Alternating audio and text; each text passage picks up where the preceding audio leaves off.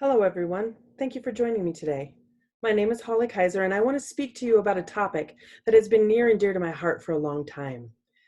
At the tender age of 20, I gave birth to my first child.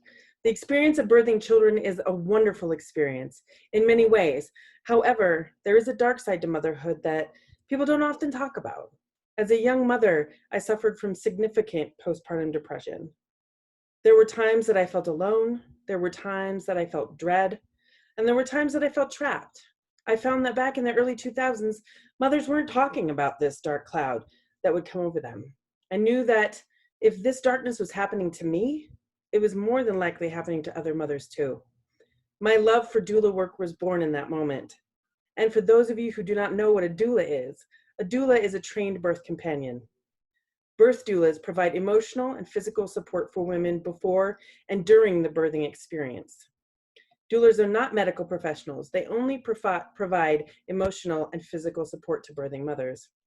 In 2017, I started working at an all-female community corrections facility, and I was allowed a bird's eye view into the life of women in corrections. As a passionate, empathetic feminist, I started to wonder about the care women were receiving in prison. Incarcerated women face a host of issues that other women do not necessarily face. Goshen and Colbert assert that mass incarceration is a public health crisis in the United States, and within the directly affected population, incarcerated pregnant women are uniquely vulnerable. Pregnant offenders have less access to proper nutrition, prenatal care, and support.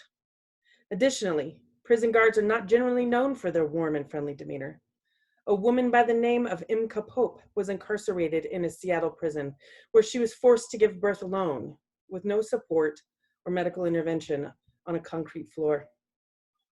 The prison guards didn't believe her when she told them she was pregnant and in labor because she had schizoaffective disorder.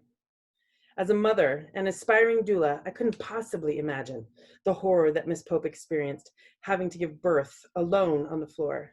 But as a social worker, there is something I can do to ensure that no one else has to suffer the way Miss Pope suffered.